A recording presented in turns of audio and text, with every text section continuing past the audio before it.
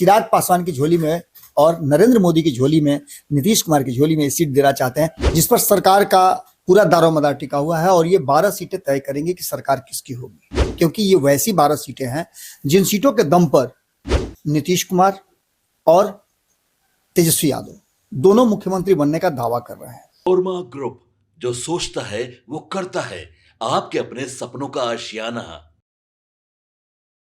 देखिए, आज तारीख 10 है और आपको बता दें कि जब ये हम खबर कर रहे हैं तो अभी का समय जो है 2:07 हो रहा है।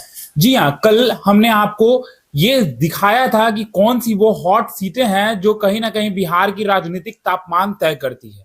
लेकिन पार्ट 1 में हमने ये दिखाया था आपको और आपने उस पर रिएक्शन भी दिया था, कमेंट भी किया था, बहुत बेहतर लगा आप लोगों को, ये आपने कमेंट बॉक्स में लिखा है। लेकिन ये भी आपने लिखा था कि और जो हॉट सीट है वो आप हमें कब बताइएगा। तो देखिए, फिर से हमारे साथ एक तरफ बाबा मौजूद है और दूसरी तरफ विकास जी मौजूद है। दोनों का स्वागत करेंगे, लेकिन उससे पहले हम आपको बता दें कि आज जो हॉट सीट है वो कहीं ना कहीं सरकार तय करेगी। कल की हॉट सीट राजनीतिक तापमान तय कर रही थी, तो आज की हॉट सीट सरकार तय करेगी कि आखिर बिहार में इस बार कौन सत्ता में होगा और सत्ता से बाहर कौन होगा। तो आज सीधा सवाल लेंगे और सीधा जवाब जो है बाबा से जानेंगे। चाय अगर चाहते हैं तो रख लीजिएगा 1 कप और चाय के साथ इस खबर को जरूर देखिएगा। तो सबसे पहले मेरा सवाल विकास जी से होगा, कैसे हैं आप?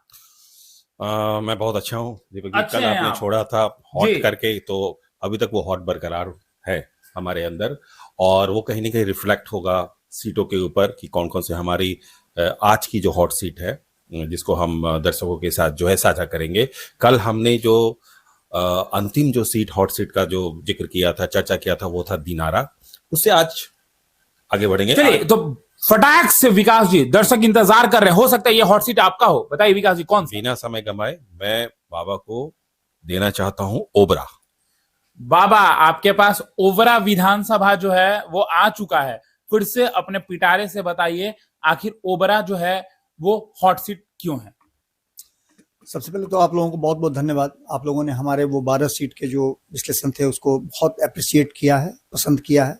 उम्मीद करते हैं कि ये 12 सीटें जो हम आपको बताने जा रहे हैं, जिस पर सरकार का पूरा दारोमदार टिका हुआ है, और ये 12 सीटें तय करेंगे कि सरकार किसकी होगी, क्योंकि ये वैसी 12 सीटें हैं जिन सीटों के दम पर नीतीश कुमार और तेजस्वी यादव दोनों मुख्यमंत्री बनने का दावा कर रहे हैं। इस दावे में कितना दम है ये इस बात से अंदाजा आपको लगेगा। मेरी 4 लाइनें हैं जो मैंने लिखा था कभी, कि पाई पाई पिछला हिसाब मांगेंगे, पाई पाई पिछला हिसाब मांगेंगे, मालिक हैं जनाब किताब मांगेंगे। जी, मालिक हैं जनाब किताब मांगेंगे। आप समझते हैं सब कुछ भूल गए हैं, आप समझते हैं सब कुछ भूल गए हैं। अब तक कहां थे लोग जवाब मांगेंगे, अब तक कहां थे लोग जवाब मांगेंगे। चुनाव जीत के गए, चुनाव में आए हैं, चुनाव जीत के गए, चुनाव में आए हैं। इतने दिनों कहां थे जी, जवाब मांगेंगे। बिल्कुल, क्या कटाक्ष। इतने दिनों कहां थे जवाब मांगेंगे। वादों की जो गठरी जिसे लेकर के आप गए थे, वादों की जो गठरी जिसे लेकर के आप गए थे, उसका क्या हुआ जवाब मांगेंगे। उसका क्या हुआ जवाब मांगेंगे। अब की फिर क्या पुराने सवालों के साथ आए हैं, अब की फिर क्या पुराने सवालों के साथ आए हैं। पिछले बकाए का लोग हिसाब मांगेंगे, बिल्कुल मांगेंगे बाबा। पिछले बकाए का लोग हिसाब मांगेंगे। हम समझते हैं जो आप समझाने आए हैं, हम समझते हैं जो आप समझाने आए हैं। ऊब गए हैं लोग, ऊब गए हैं लोग। नकाब नोच डालेंगे, नकाब नोच डालेंगे। ये कुछ पंक्तियां थी जो बाबा ने आपको खबर करने से पहले, हमेशा बाबा के पास कुछ ऐसी पंक्तियां होती हैं जो आपके समक्ष रखते हैं। मैं लिखता रहता हूँ और रात के 2 बजे जी। जब इस तरह की पंक्तियां आपके जहन में आ जाए, आपके मन में आ जाए, आपके विचारों में आ जाए, तो इसका मतलब सीधा होता है ना कि आप उन तथ्यों को, उन चीजों को, अपने बिहार के बारे में कितना सोचते हैं। और भले ही और लोग कहें जो कहना हो कहें, लेकिन बिहार हमारे यहाँ बसता है। और यही कारण है कि हम इतनी रात में भी आपके लिए वो जगह चुन के लाए हैं, वो सीटें बता रहे हैं जिन सीटों की चर्चा शायद छूट गई है। लोग फोरगो कर जाते हैं, अरे हो जाएगा ना। ओबरा एक ऐसी सीट है जिस सीट पर, ये हारी हुई एनडीए की सीट है, इस सीट पर इस बार लड़ाई बहुत कड़ी है। और सबसे बड़ी बात, एक बार फिर से मैं कहूंगा, लोग कह सकते हैं कि चिराग पासवान के बारे में इतना क्यों कहते हैं। देखिए, भविष्य के बारे में सब कोई बात करता है, वर्तमान पर भविष्य टिका होता है। और चिराग पासवान ने जो एक हारी हुई टीम को, हम हारी हुई टीम इसलिए कह रहे हैं कि लगभग 60 ऐसी सीटें हैं शाहाबाद और मगध की, जिसमें बुरी तरह से, शाहाबाद की तो 22 सीटों में मात्र 20 हार करके आए थे आप इसलिए 2020 के चुनाव में। तो निश्चित रूप से अगर उन सीटों पर, हारी हुई सीटों पर कोई दांव लगाता है तो उसे मास्टर ब्लास्टर जरूर कहेंगे हम। तो ऐसी स्थिति में ओबरा भी एक ऐसी सीट थी जिसको लेने के लिए चिराग पासवान ने कहा कि मैं उस सीट पर किस्मत बदलने आया हूं। और चिराग पासवान ने ये बातें जरूर कही थी कि 243 सीटों पर मैं चुनाव लड़ रहा हूं, मुझे इस बात से मतलब नहीं है कि मैं कितनी सीटों पर चुनाव लड़ूंगा, मेरी पार्टी कितनी सीटों पर लड़ेगी, मैं 243 सीटों पर चुनाव लड़ रहा हूं। और ये उन्होंने दिखाया भी है, उसकी चर्चा हम करते गए हैं। ओबरा की बात कर रहे हैं। ओबरा में जो वर्तमान परिस्थिति है, ये सीट जेडीयू लड़ी थी, जो जेडीयू के हाथ में नहीं आई थी 2020 में, और यहां से आरजेडी के ऋषि कुमार जीत करके आए थे। इस सीट पर इस बार प्रकाश चंद्र को उतारा गया है। और संपादक नमन मिश्रा जी जब बिहार का दौरा कर रहे थे, और आप भी तो गए थे, जब दौरा कर रहे थे तो बदलाव की एक बू आ रही थी। ये हॉट सीट इसलिए है कि अगर हारी हुई बाजी कोई जिता देता है तो उसे बाजीगर कहते हैं, और अगर प्रकाश जीत करके आते हैं तो आप समझ ही सकते हैं ना क्या होगा। बाजीगर निश्चित रूप से चिराग पासवान की झोली में और नरेंद्र मोदी की झोली में, नीतीश कुमार की झोली में ये सीट देना चाहते हैं। देखना होगा कि इस पर क्या कुछ निकल के आता है, लेकिन हॉट सीट ये बन गई है। तो देखिए, पहला हॉट सीट का जानकारी जो है हमने आपको दे दिया, ओबरा। चलते हैं विकास जी की तरफ और पूछते हैं आखिर कौन सा वो दूसरा हॉट सीट है। विकास जी, देखिए, हमारे पास जो लिस्ट है, सूची है, उसमें एक से बढ़कर एक हॉट सीट है। पिछली जो अभी बाबा कह रहे थे ओबरा, उससे भी ज्यादा ये हॉट सीट जो है होने वाली है, जिसका मैं नाम लेने वाला हूं, और वो है नबीनगर। नबीनगर के दर्शकों, आप देखिए कि नबीनगर क्यों हॉट सीट है, ये बाबा बताएंगे। तो बाबा, नबीनगर आ गया है आपके पिटारे में। देखिए, नबीनगर की सीट को हॉट सीट बनाने के पीछे का कारण इतिहास के पन्नों पे लिखा हुआ है। आपको याद है ठाकुर का कुआं? जी नहीं बाबा, मैं बताता हूं ठाकुर का कुआं है क्या। आपको याद होगा कि जब नीतीश कुमार महागठबंधन से एनडीए की तरफ स्विच कर रहे थे और ये तय हो गया था कि अब नीतीश कुमार महागठबंधन के साथ नहीं रहेंगे, तो बहुमत साबित करने की घड़ी आई। और उस बहुमत साबित करने के पीछे आपने देखा होगा कि सभी दलों के नेताओं को अपने अपने खेमे में बंद करके रखा गया था। कोई होटल में रखे हुए था तो कोई अपने घर में रखे हुए था। उसी में एक चेतन आनंद थे, जो राष्ट्रीय जनता दल के विधायक हुआ करते थे। याद आ गया बाबा, ठाकुर का कुआं याद आया? बिल्कुल। इसी तरह से बिहार की जनता भी कभी कभी भूल जाती है, तो याद दिलाना पड़ता है। ये शिवहर से जीत करके आए थे। शिवहर में अगर ठाकुर का कुआं नहीं हुआ होता तो ये शिवहर से ही लड़ते होते, क्योंकि उनकी माता जी वहीं से सांसद बनी हैं और शिवहर विधानसभा से ये विधायक थे। माँ और पुत्र दोनों एक ही क्षेत्र से हों, ये भी एक चमत्कार ही होता, अजूबा ही होता। लेकिन नीतीश कुमार हैं। नीतीश कुमार संयोग को प्रयोग में बदल देते हैं। कौन है मैदान में बाबा इस बार? चेतन आनंद के विरुद्ध आमोद चंद्रवंशी राष्ट्रीय जनता दल के हैं। और पिछली बार यहाँ जो चुनाव हुआ था, इसमें विजय सिंह, डब्लू सिंह जीत करके आए थे। ये जो लड़ाई है, इसको जनसुराज ने थोड़ा और ज्यादा ट्विस्ट कर दिया है। देखना यह होगा कि है तो ये राजपूतों का क्षेत्र कहा जाता है। बहुत सोच समझ करके यहाँ चेतन आनंद ने अपने आप को उतारा है मैदान में। तैयारी भी कर रहे हैं, घूम भी रहे हैं, पति पत्नी दोनों मेहनत कर रहे हैं। लेकिन अर्चना चंद्रा जो है जनसुराज की, वो भी यहाँ पर मेहनत कर रही हैं। और जो बात बार बार कह रहे हैं प्रशांत कि वोटवा बढ़ रहा है तो मेरे ही कल चलते चलते न बढ़ रहा है, तो ये भी एक बड़ी बात है। इस बात को भी आप कहीं ना कहीं ध्यान में मद्देनजर रखिएगा। हॉट सीट जरूर बना है चेतन आनंद अगर जीत करके आते हैं, क्योंकि उनको वनवास दिया गया है। शिवहर से तो आराम से जीत के आए थे, यहाँ वनवास उनको दिया गया है। अगर नबीनगर वो जीत करके आते हैं और राजद से ये सीट छीन लेते हैं तो निश्चित रूप से ये भी एक उस जगह आकर खड़ा होंगे जहां मंत्रियों की कतार लगी होगी। पिछली बार भी कहा जा रहा था कि इन्होंने साथ दिया था तो मंत्री बनने की स्थिति में थे, और एक बार फिर से उस कैटेगरी में, उस रास्ते में वो खड़ा नजर आएंगे। देखना होगा कि क्या होता है, लेकिन हॉट सीट चेतन आनंद के वहां जाने से हुई है। तो देखिए, हॉट सीट के साथ आपको ये जरूर कप दिखाई दे रहा होगा। हमने भी सोचा कि एक कप चाय जरूर मंगा लेते हैं। तो अब चलते हैं अगले हॉट सीट पे, यानी कि तीसरे हॉट सीट पे। तो विकास जी, कौन सा वो तीसरा हॉट सीट होने जा रहा है? तीसरा जो हॉट सीट हमारे लिस्ट में है जी, वो है कुटुंबा। कुटुंबा वाले दर्शक, अब इंतजार आपका खत्म हो गया। बाबा के पास चलते हैं और जानने की कोशिश करते हैं, बाबा कुटुंबा हॉट सीट में क्यों शामिल है? देखिए, कुटुंबा हॉट सीट में इसलिए शामिल है कि इस पर जो कांग्रेस है उसकी पूरी प्रतिष्ठा दांव पर लगी हुई है। जी, कांग्रेस के जो प्रदेश अध्यक्ष हैं राजेश राम यहाँ से चुनाव लड़ रहे हैं, और सबसे बड़ी बात ये हुई थी कि यहाँ से राजद के प्रत्याशी ने भी अपना नामांकन कर दिया था। आपको याद होगा कि काफी गतिरोध उत्पन्न हुआ था और बहुत मान मनोबल के बाद इस सीट पर फिर से हुआ था। देखिए, सबसे बड़ी बात यह है कि अगर राजेश राम यहाँ से चुनाव, चूंकि वहाँ के सिटिंग विधायक हैं, अगर चुनाव नहीं जीत पाते हैं या किस तरह का कोई समस्या होती है, तो राहुल गांधी का जितना भी किया हुआ था, उनके 17 दिन बिहार में रहना, पहली बार बिहार में पानी फिर जाएगा। आजादी के बाद पहली बार बिहार में जो उनके कार्यकारिणी की बैठक हुई, ये सारे चीजें एकदम अजूबा हुआ। और इस अजूबा में यदि राजेश राम को इतना ज्यादा मान सम्मान दे करके, राजेश राम को ला करके ये कहा गया था कि आपको राजद के पीछे पीछे नहीं चलना है, उन्होंने इस बात का ओबे भी किया। और इन सब के बावजूद अब राजेश राम पर सबकी नजर है, ये हॉट सीट बना हुआ है। यहाँ पर हिंदुस्तानी आवाम पार्टी अपना उम्मीदवार उतारी है। पिछली बार हिंदुस्तानी आवाम पार्टी जो है वो यहाँ से चुनाव हार गई थी, राजेश राम जीते थे। इस बार ललन राम को यहाँ से मैदान में उतारा गया है, उम्मीदवार बदले गए हैं, लेकिन राजेश राम और ललन राम के बीच की जो ये चुनावी जंग है वो कहीं ना कहीं काफी दिलचस्प नजर आ रही है, इसलिए इसको हॉट सीट माना गया है। तो चलिए, कुटुंबा के दर्शक आप जरूर कमेंट करें कि ललन राम या राजेश राम दोनों में से कौन जो है इस बार बाजी मारने जा रहा है। तो चलते हैं अगले चौथे हॉट सीट पर। विकास जी हमको लगता है तैयार हैं, लेकिन फिर से विकास जी, कौन सा है चौथा हॉट सीट अपने पास?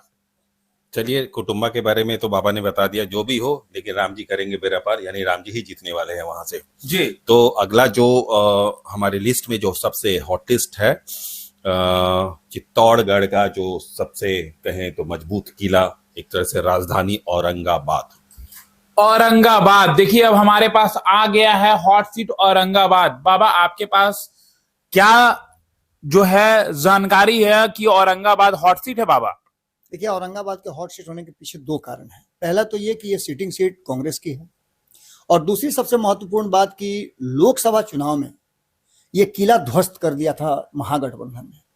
आपको याद होगा कि औरंगाबाद में करारी हार हुई थी एनडीए गठबंधन की, लगातार जीतते आ रहे थे सुशील सिंह, वो इस मैदान में बाजी पलट गई थी।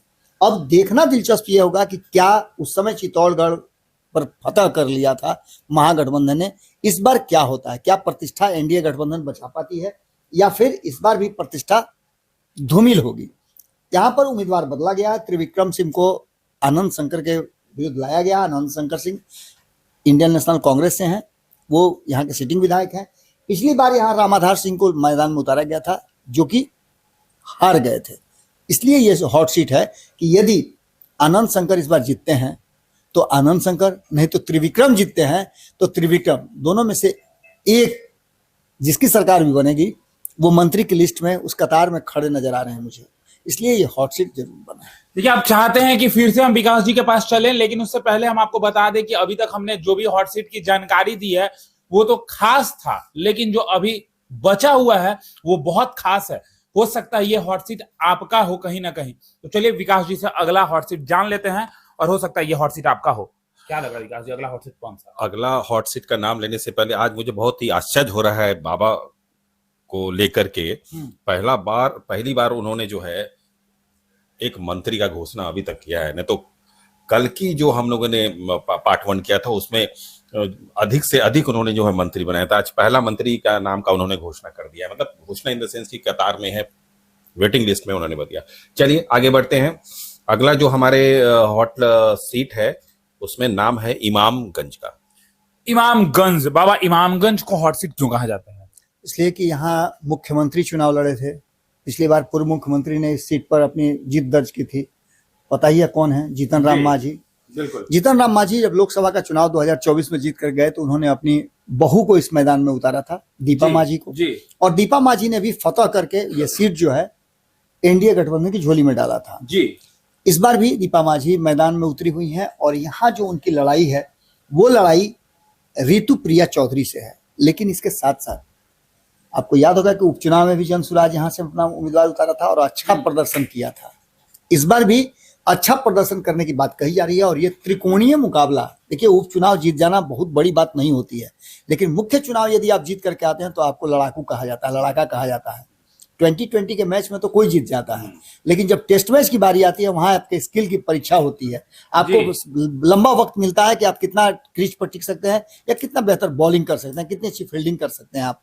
ऐसी स्थिति में असली अग्नि परीक्षा जो है वो दीपा मांझी की होने वाली है। पिछली बार जीतन राम मांझी बनाम उदय नारायण चौधरी, दो दिग्गजों की लड़ाई हुई थी, क्योंकि उदय नारायण चौधरी भी विधानसभा के अध्यक्ष रह चुके हैं और जीतन राम मांझी ऑलरेडी बिहार के मुख्यमंत्री 9 महीने के लिए रह चुके हैं जी। इस बार भी जो लेगेसी है उसको लेकर के उतरी हैं दीपा मांझी। देखना होगा कि क्या करती हैं और किस तरह से वो आगे बढ़ती हैं। लेकिन हॉट सीट रहने का कारण एक और भी है कि अगर ऐसा कुछ होता है, वो जीत करके आती हैं, तो इनको भी कोई बड़ी जिम्मेवारी मिल सकती है दीपा मांझी को, क्योंकि आप समझ ही सकते हैं कि जीतन राम मांझी बार बार कह रहे हैं कि भैया हमको एक एक का है, हमको एक एक मंत्रिमंडल का है।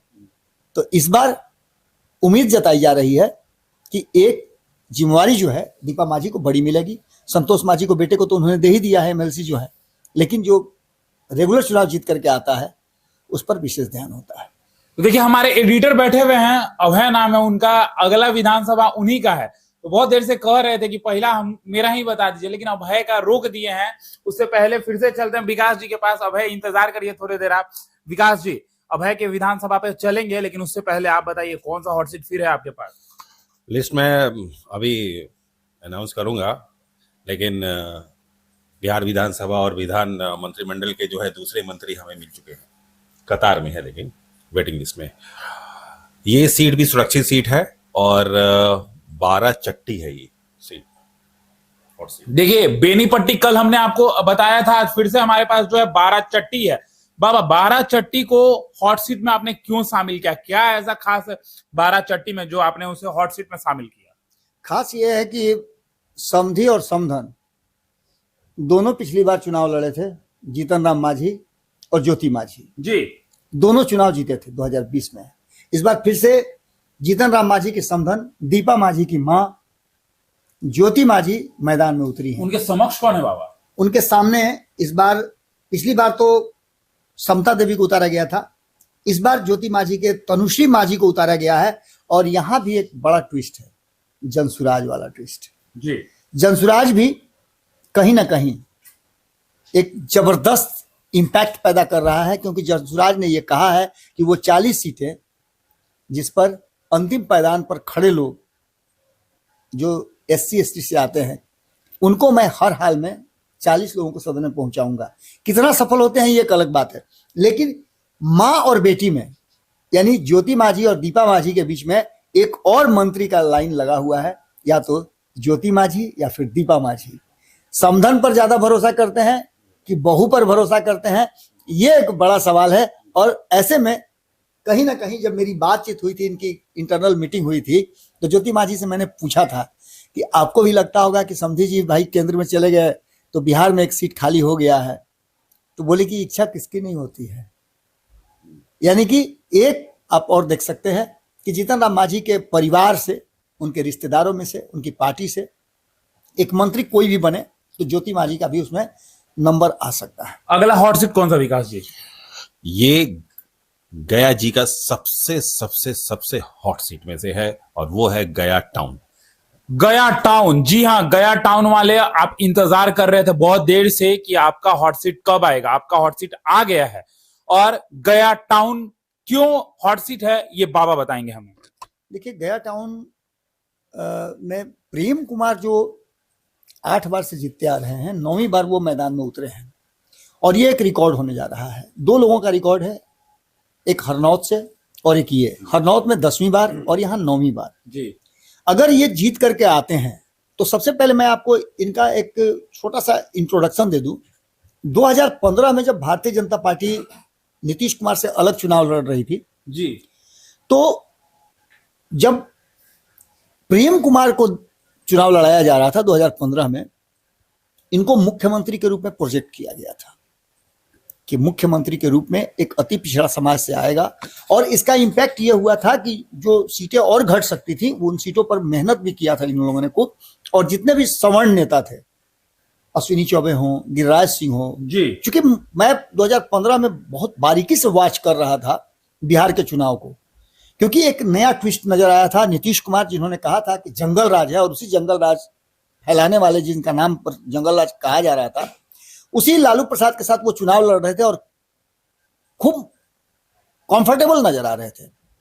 तो मेरे मन में उत्सुकता जगी थी, इसलिए मैंने कई बार किया था। इस बार इनको कौन टक्कर देने आ रहा है? सबसे बड़ी बात यह है कि टक्कर तो बाद की बात है, अब इनसे टक्कर क्या है? भीष्म पितामह से कौन लड़ने जाता है? उनको तो स्वतः ही करना था। तो ये तो बिहार की राजनीति के ऐसे लोग भीष्म पितामह होते हैं, अति पिछड़ा समाज से आते हैं। हालांकि यहां से मोहन श्रीवास्तव इनको टक्कर दे रहे हैं, आईएनसी से हैं। कास्टों का एक अलग, आप जानते ही हैं कि इम्पैक्ट किस बार रहा है, जब कुबरार की सीट से कास्ट को बीजेपी ने ही किया।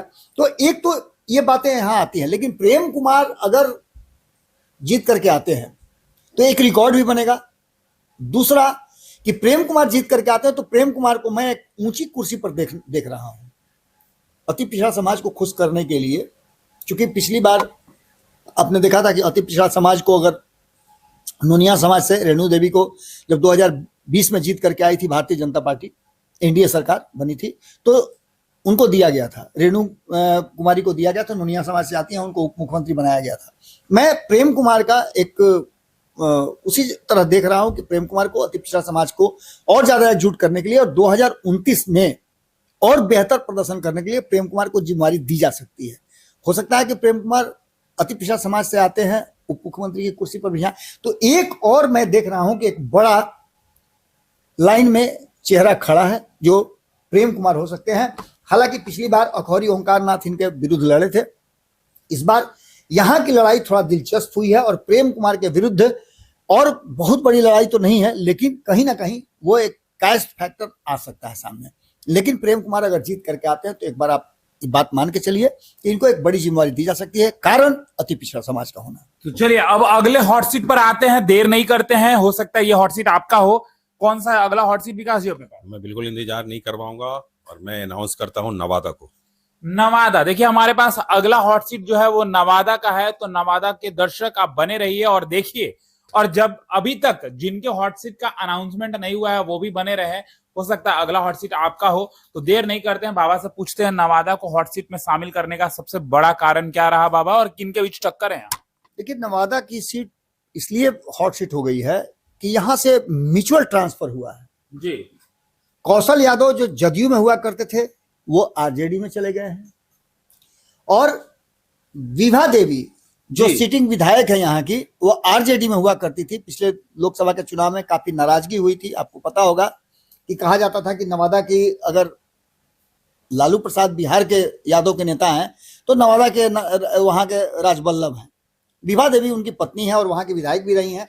विभा देवी ने राजद छोड़ करके जदयू से अपनी उम्मीदवारी इस बार फाइनल की है। कौशल यादव बनाम विभा देवी का यह मुकाबला है, इसलिए यह हॉट सीट हो गई है। और इस हॉट सीट में लालू प्रसाद की प्रतिष्ठा निश्चित रूप से फंसी हुई है, क्योंकि यादवों के बड़े नेता कहे जाते हैं, और यहाँ विभा देवी की जीत लालू प्रसाद को कहीं ना कहीं थोड़ा सा लेट डाउन जरूर करेगी। और विभा देवी जीत करके आती हैं तो आप समझ सकते हैं कि एक लाइन में और खड़ा होगा जो लालू प्रसाद के सामने से अगर टक्कर दे तो उसके लिए भी एक सुरक्षित कहीं ना कहीं कोई बड़ा स्थान तो जरूर खोजा जा रहा होगा। तो चलिए अब अगले हॉट सीट पर आते हैं, देर नहीं किए बिना। कौन सा अगला हॉट सीट है अपने पास विकास जी? दीपक जी, अगला जो हॉट सीट हमारे पास है वो है वारसलीगंज का। वारसलीगंज, काफी देर से आप इंतजार कर रहे होंगे, हो सकता है आपको वेब सीरीज भी याद आ गया होगा। लेकिन चलिए बाबा से जानते हैं वारसलीगंज क्यों इतना बाबा हॉट बना हुआ है इस बार। देखिए, वारसलीगंज का अंतिम समय फैसला हुआ था और भूरा बाल साफ करो वगैरह वगैरह वगैरह खूब चला होगा। आपने देखा होगा कि सीट शेयरिंग के समझौते नहीं होने के बाद भी, सीटों का समझौता नहीं होने के बाद, साथ साथ उम्मीदवारों के चयन नहीं हो रहे थे महागठबंधन में। लेकिन एक आवाज बड़ी तेजी से गूंज रही थी और वो था कि भूरा बाल साफ करने का। और ये भूरा बाल साफ करने का आपको पता है कि किसने कहा था?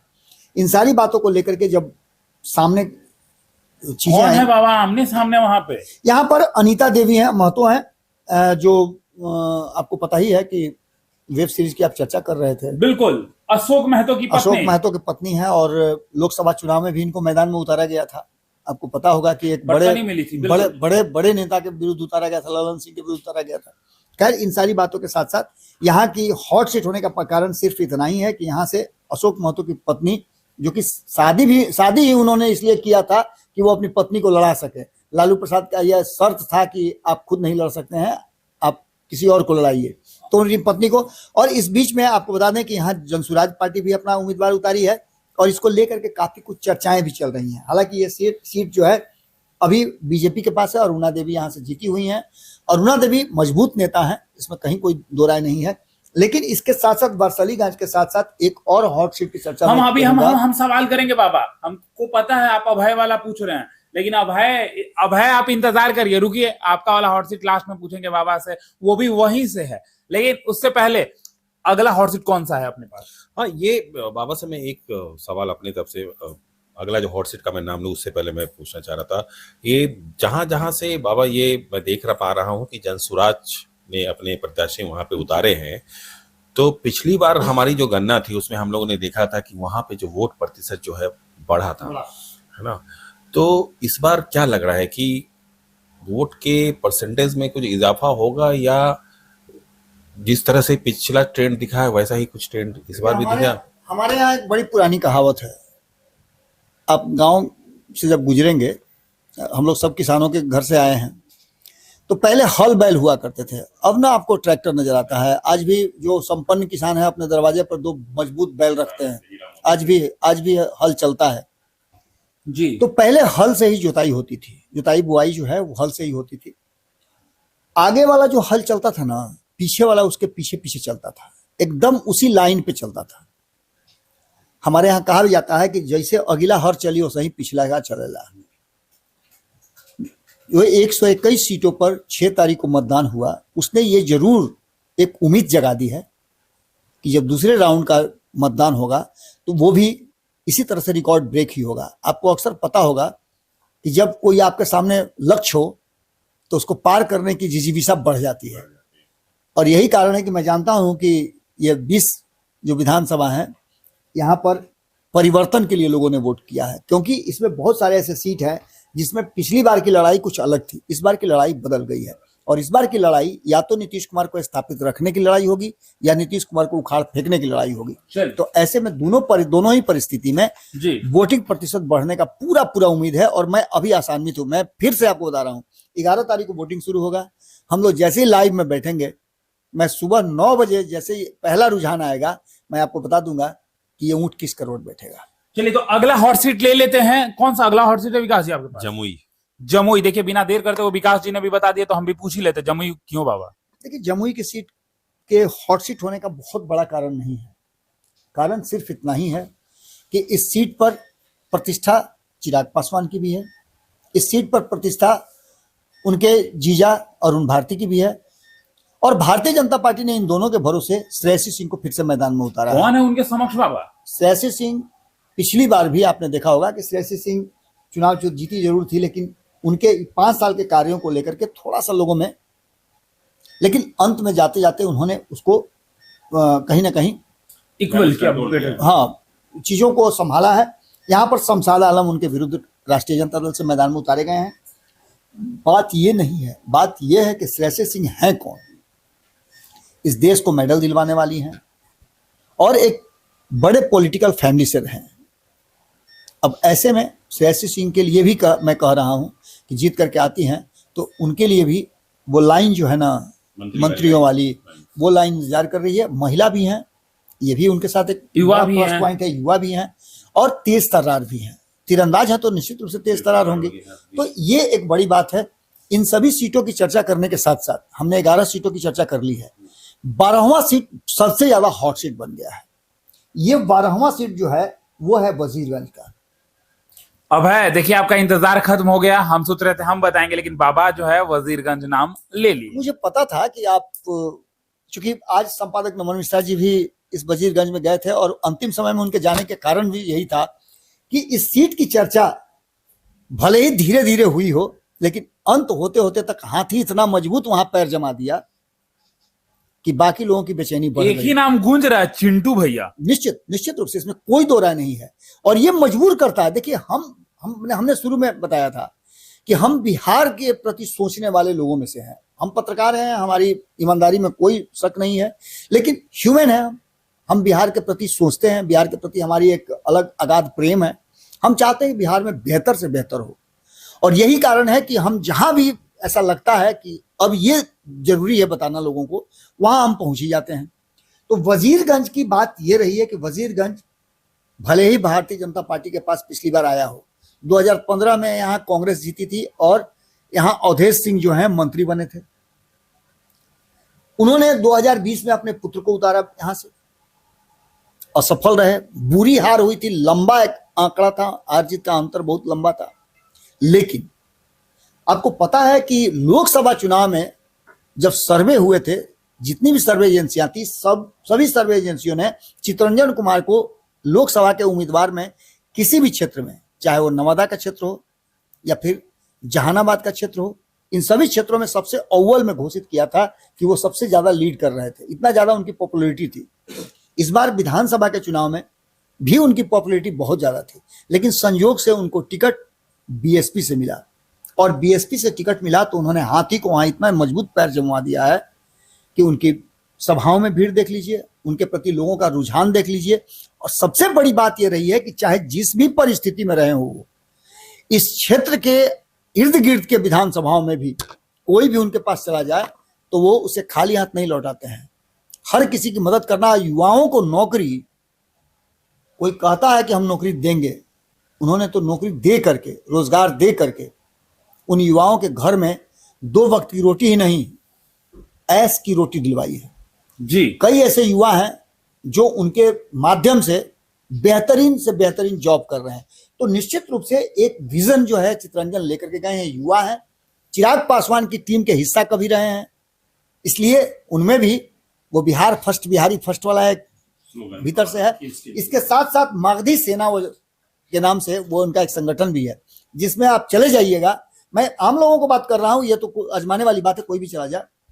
जब भी कोई चला जाता है किसी भी बात को लेकर के, तो वो निराश नहीं होता है, इतना ज्यादा वो अपने क्षेत्र के प्रति समर्पित रहता है। ऐसे में देखना ये होगा कि हाथी किस करवट बैठता है।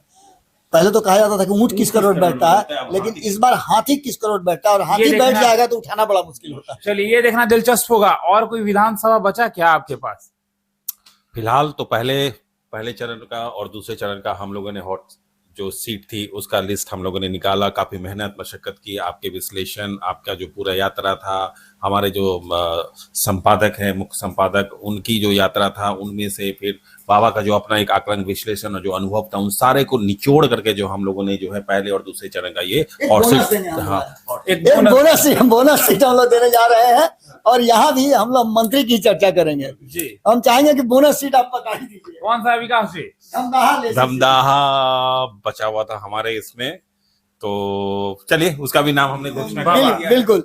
देखिए, धमदाहा सीट इसलिए हॉट सीट हो गया है कि धमदाहा सीट में 2 पुराने एक ही दल में रहने वाले आमने सामने हैं और दोनों की तूती बोलती है। लेसी सिंह, जिनके बारे में सबको पता है, जीतेंगी तो मंत्री बनेंगी, ये तय है। अब तक जीतती आई हैं, जब जीती हैं तब तक मंत्री बनी है। पिछली बार दिलीप यादव को उन्होंने हराया था, लेकिन इस बार उनका टक्कर जो है पुराने दिग्गज से है। जदयू के 2 बार के, जिस समय जदयू को मात्र 2 सीटें आई थी 2014 में, उस समय भी संतोष कुशवाहा ने नीतीश कुमार का झंडा बुलंद किया था जी। 2019 में भी जीत करके आए थे। 2024 में पूर्णिया में वो हार गए। हार का कारण भी सबको पता है कि हार क्यों गए। पप्पू यादव का प्रदर्शन इतना बेहतर हो गया कि उनको मजबूरन हारना पड़ा। तो ऐसी स्थिति में अब देखना दिलचस्प होगा। संतोष कुशवाहा जो हैं वो जदयू छोड़ करके आरजेडी की तरफ स्विच कर गए हैं और धमदाहा से उनको उतारा गया मैदान में। तो निश्चित रूप से 2 एक ही पार्टी में रहने वाले धुरंधर आमने सामने हों और दोनों का जातीय समीकरण भी फिट बैठता हो, तो ऐसी स्थिति में ये लड़ाई दिलचस्प होगी। अगर जीत करके आती हैं तो ये तो मंत्री बनेंगे ही, लेकिन अगर सरकार उधर बनती है तो संतोष कुशवाहा भी बिहार में मंत्री बनने की मतलब वो भी कतार में रहेंगे, कतार में रहेंगे। तो चलिए देखिए आप फिर से ये जो 12 हॉट विधानसभा हमने आपके समक्ष रखा है, हो सकता है कि आपका हॉट सीट जो है वो ओबरा हो सकता है कि आपका हॉट सीट वजीरगंज हो सकता है वारसलीगंज हो। तो जिस जगह से आप देख रहे होंगे कमेंट बॉक्स में जरूर हमें बताएं कि कौन कितना मजबूत आपको दिखाई पड़ता है, ताकि हो सके फिर से हम आपके समक्ष 11 नवंबर को ये बताएंगे कि वोटिंग परसेंटेज का क्या रहा पूरे दिन का। तो तमाम ऐसे ही खबरों के लिए हमारे साथ बने रहे। भारत लाइव देख रहे थे आप, धन्यवाद। आपके सपनों को हमने सजाया है, ई होम्स पैनोरमा को हमने बनाया है। ई होम्स मेरा एक सपना था जिसपे मैं पिछले 4 साल से काम कर रहा था। हमने जो बनाया है वो सबने है माना। ई होम्स पैनोरमा में हो आपका भी आशियाना। और फाइनली हमने 2021 में इस प्रोजेक्ट को लॉन्च किया। बहुत लोग अप्रिशिएट कर रहे हैं कि पूर्णिया जैसे शहर में, बिहार के, एक तो बिहार की बात करें उसमें भी पूर्णिया जैसे छोटे जगह में इस तरह का लाइफस्टाइल देना, ये सुन के हम लोगों को बहुत अच्छा लगता है। ई होम्स में हमने कुछ और भी किया है, जैसे हम जिस जगह में रह रहे हैं हमारे फैमिली सिक्योर हो, उनको सिक्योरिटी का ध्यान में रखा है। आपकी सुविधा और सुरक्षा आपके लिए खास है, ये आपका विश्वास है। इसमें आर्टिफिशियल इंटेलिजेंस का 7 लेयर सिक्योरिटी का हमने इस्तेमाल किया है। लस ग्रीन कैंपस को बनाया है। यदि हमारा बाउंड्री वाल है तो वो वर्टिकल गार्डन है। ये जितनी भी फैसिलिटी होता है एक इंटरनेशनल टाउनशिप में ई होम्स है, ये हम लोग विश्वास नहीं कर पा रहे हैं। जो भी हमारे मित्र दोस्त या जो भी हमारे बाहर के बाहर आते हैं तो हम लोगों को बहुत अच्छा सुनने को मिलता है और बहुत अच्छा क्रेडिट मिल रहा है। वो सारा हमने सिर्फ एक बिल्डिंग नहीं बनाया, हमें एक बहुत अच्छा लाइफस्टाइल दिया ई होम्स में, और मेरा एक सपना था जिसको मैं आज फुलफिल होते हुए देख पा रहा हूँ। ये आपका आवास है। ई होम्स पैनोरमा में अब आपका निवास है। E homes Panorama, luxurious lifestyle redefined. Panorama group, जो सोचता है वो करता है। अगर ये वीडियो पसंद आई और वह बिहार के राजनीति और बिहारियत से सरोकार रखेनी तो सब्सक्राइब बटन दबा के चैनल के सब्सक्राइब कर ली। ओजे एगो घंटी बा, ओकरा बटन दबा देला से कुल सटीक और मारक खबर रुआ मुफ्त में मिल जाई। अगर रुआ पत्रकारिता के हमनी के नया प्रयोग में सहयोग कर चाहतानी तो ज्वाइन बटन दबा दी। पेटीएम नंबर नोट कर ली 9386